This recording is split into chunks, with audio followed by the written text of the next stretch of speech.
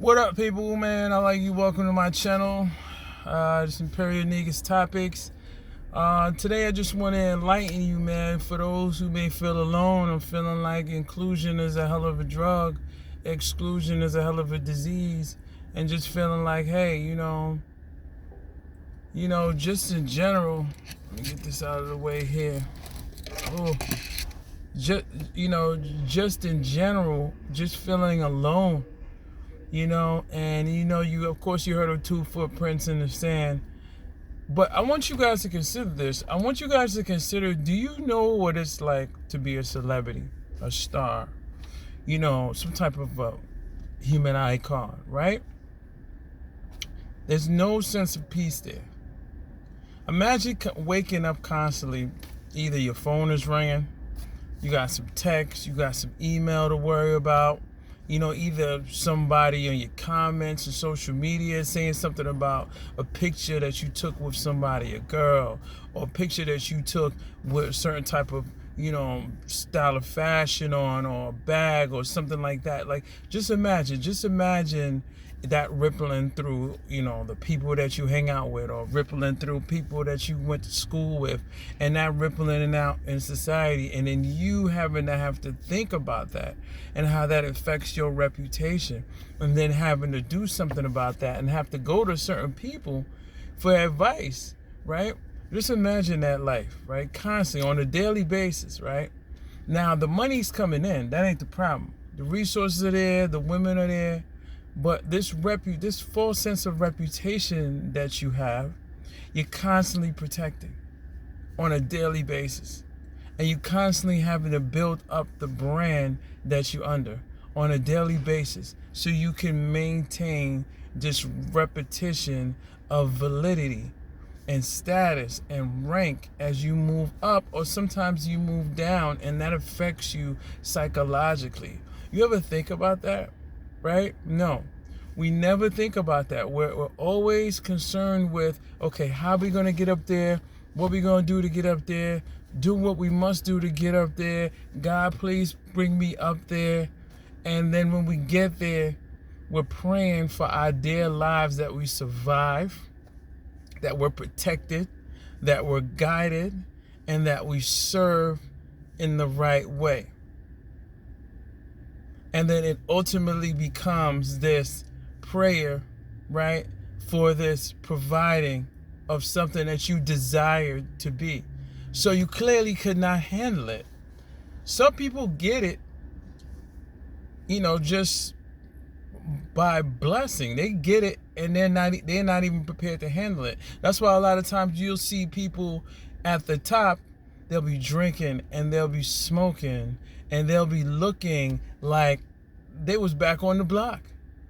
And you never really ask yourself, like, why are they smoking and they drinking and they still connected to the street and they feeling how you are watching what psychologically happens to a person who is not prepared and never grew out of the unprepared stage of becoming wealthy and becoming fortunate and getting the life that they want. They're just not prepared.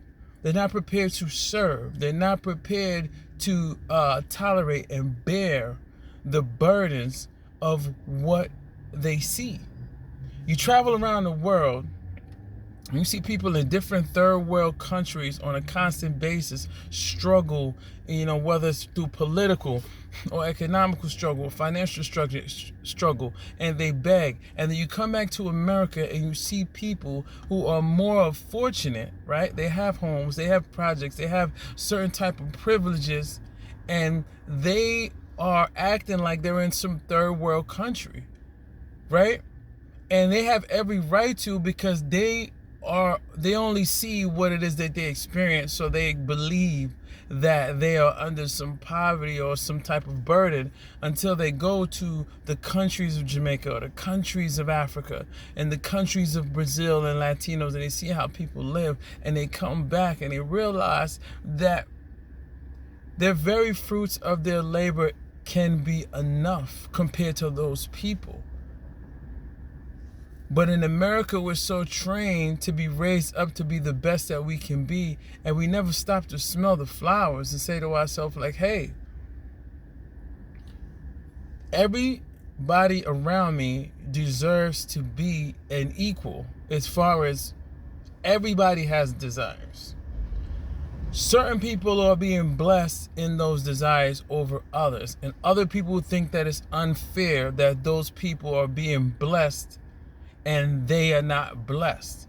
And they're not realizing that those people who are actually blessed with those things, it's for you to stand back and really analyze, like, okay, they're blessed. Now it's time for me to watch what it is that they're going through, how it is that they handle it, communicate with them, perhaps if you can, or kind of learn from it.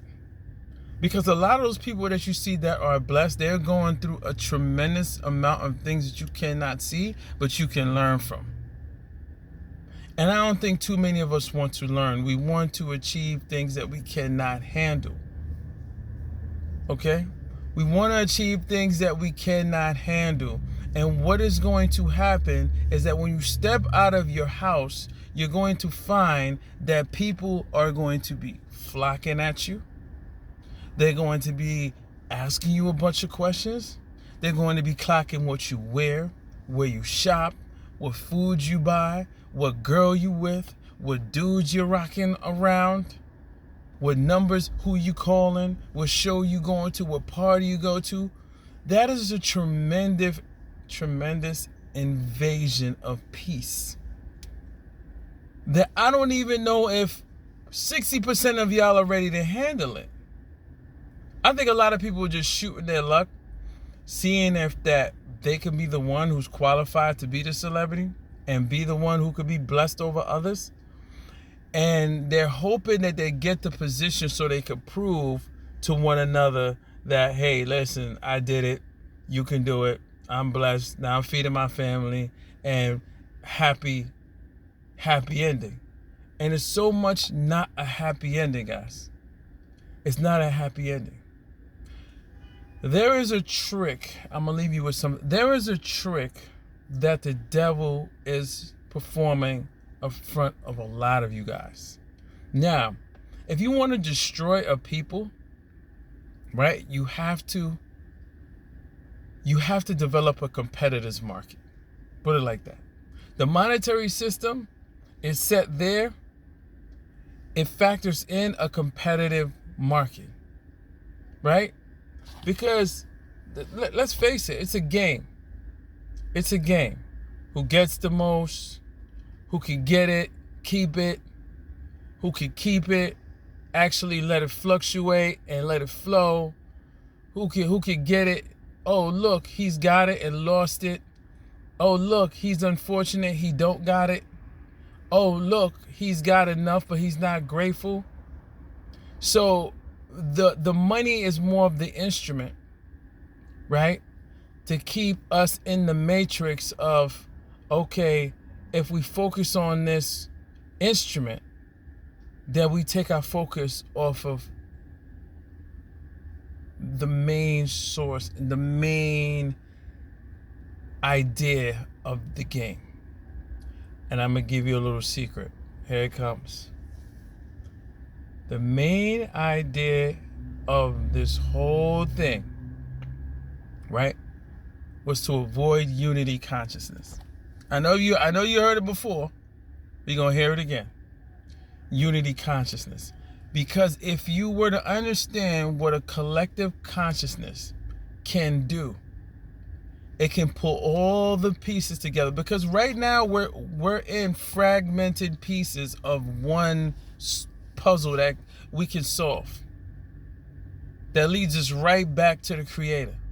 But as long as it's fragmented, it keeps expanding, and it keeps the universe, and it keeps the consciousness growing, and it keeps the games going in different dimensions. It keeps us dimensional. But we have to center ourselves at some point. So in a way, the purpose of it is to be fragmented and go all in these other directions in the gain of the expansion of it.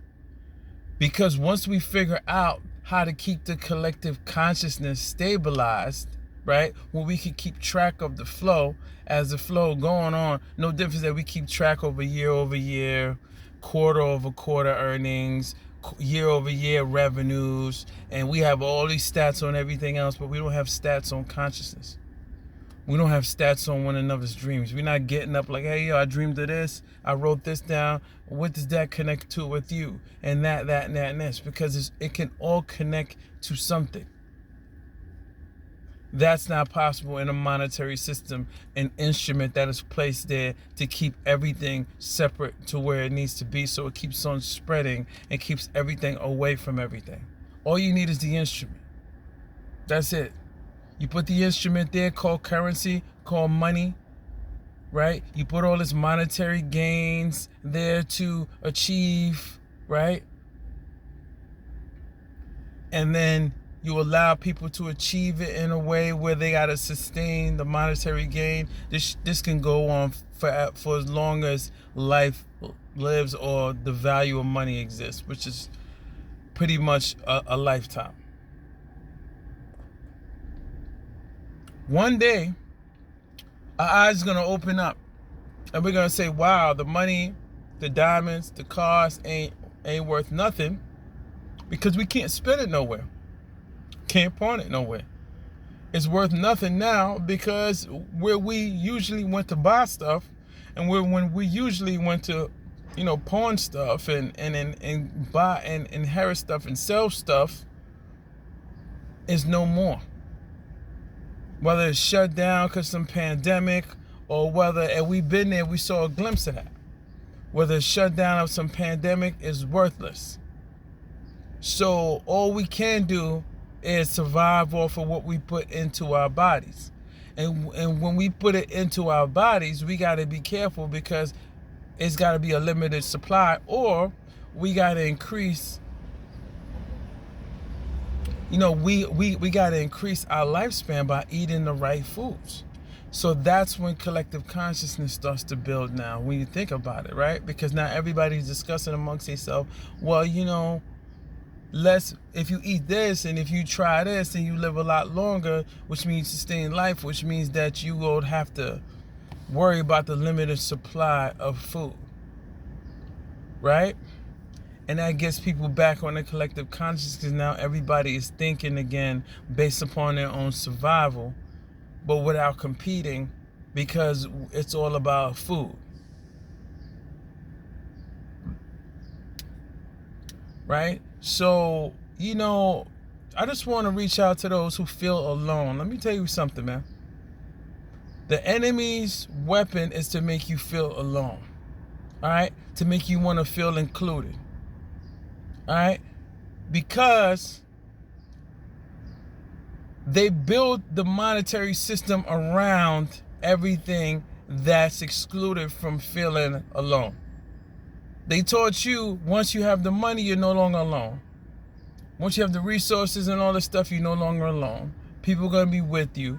And that way you count as something. You're validated as someone. You have something now, so people will like you.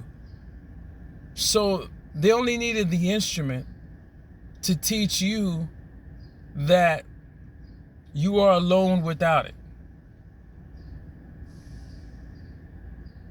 Meanwhile, if you got money and you were rich enough, you will be around a lot more people and a lot more events and a lot more worldly events, which will raise your chances of getting caught up in something like a crime or maybe even murder or some type of death or some type of assassination of some sort, because somebody's always out for somebody.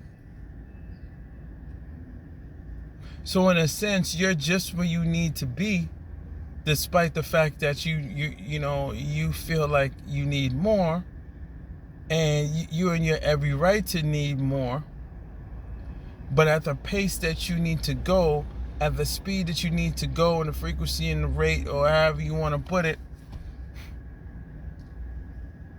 that's keeping you from moving too fast onto something that you cannot handle and into something that you should not be in, because there may be a chance of some fatal stuff going down.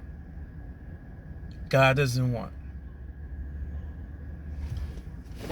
They have shipped everything in this. They shift everything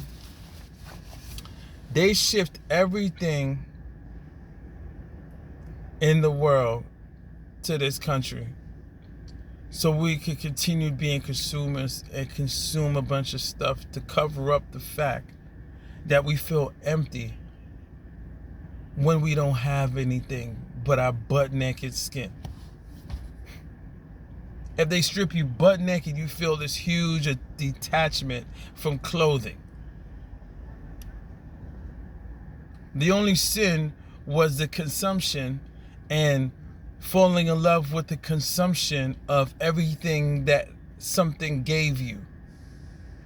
Nothing that you kind of adopted yourself and said, hey, I'm comfortable with clothes. Hey, I'm comfortable with, dressing up, in public and dressing this way at this particular rate, and then taking it off when I want to, and taking showers because I continuously love my skin. Like, somebody made these rules for you to consume and try to defeat this collective consciousness based upon reality and natural things. So I want y'all to snap out of that feeling alone. Snap out of that feeling like, oh, nobody cares. Snap out of that, because you don't know how it is to have a bunch of stuff and then feel like, wow, I got it all, but I'm not happy, so let me smoke myself.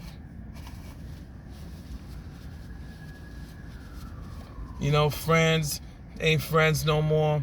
Family ain't family no more. They feel like you ain't do enough for them. Friends ain't friends no more. They feel like you're not there for them like you used to be. Back on the block or back wherever. Your girl's not the same no more. She feel like you don't got no time for her. You ain't got enough time for her. We can go on and on.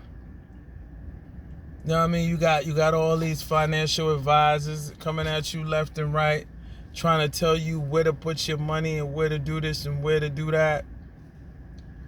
While at the end of the day, it's just driving you left and right, and you're driving freaking nuts. And you're trying to go to these exotic beaches and meet all these exotic women and cover it up, when the simple fact that you still are who you are under it. And I want you to know that being alone is okay. Being where you are financially is okay. Being who you are is okay. Feeling like, man, I want to come up so I can be respected. And, she would love me more. And, she would respect me more. I get that. I 100% get that. But let me tell you something, man. I could imagine if you got that something and you gave that girl everything that she wanted and she still was ungrateful. And she went ahead and did some... Did you see Casino when, what's her name? His girlfriend, Robert De Niro's girlfriend, she still had that ex on the side that she gave money to because she felt like he wasn't around. She felt like he didn't spend enough quality time with her. But it was mainly because he was getting a lot of attention. And he was becoming valuable. And he was on the news tabloids. He was respected by everybody in the building. It was a speed and a rate and a frequency that she couldn't handle being around without feeling like she had some part in that. Because it would make her feel like less of a woman if he came up without her guidance or her providing, right? And she didn't want to just play a female in that role and just nurture him. She didn't want to just nurture him and give him, the guidance and the advice that he needed to survive, despite he was with the mob. Instead, she wanted to be his goddess, basically. She wanted to be the one that could be in the tabloids and they say, oh, well, this is his girlfriend and she's responsible or she had part to do with it. At first, she was in love with the life. She was in love with, you know, all that he gave her. You know, she was in love with, you know, being on the scene and being, you know, having all the attention. But then it became this self-reflection within herself where she was like, you know what? I suddenly don't feel as valuable to this man. Thus, I don't feel good enough for this man. Thus, I don't feel as good as this man. Thus, I have to sabotage this because I don't love myself enough to support him. Because I don't love myself. So, she ran back to the ex. She ran back to what she knew. That's what she did. She ran back to what she knew. And what she knew was that regular, normal, average chick that she came in as. And she played a damn good role of making him feel like she was more than that. When she was nothing but a two-bit hustler who had a drug problem. And her only escape was that ex who was the gateway to her problem. Drugs, a lack of self-worth, and lack of self-love, a lack of divinity, and everything else. So we got to be careful who we bringing into this life. A lot of y'all gonna come up one way or the other. Y'all gonna come up and y'all gonna see this pretty thing and not really do the background check on that, man. Not really check the resume, man. Her resume gonna be a pencil by the time she get to you. Oh yeah, I know this one, I know this one. I be in this club, I be in that club. You know, oh, you know him. Oh, she gonna be trying to play you, trying to push your buttons, everything just to get in your circle, man. And it's all a lie. Don't let that happen to you, man. I'm gonna tell you that right now. Don't let that happen to you. Yeah, man, I'm at the first gig. I'm at my first gig. You know, but yeah, man. So I just want y'all to be careful. Peace, love, and blessings. Don't forget to subscribe to the channel. Hit like and share the video if you like the content. I'm out of here, people. Peace.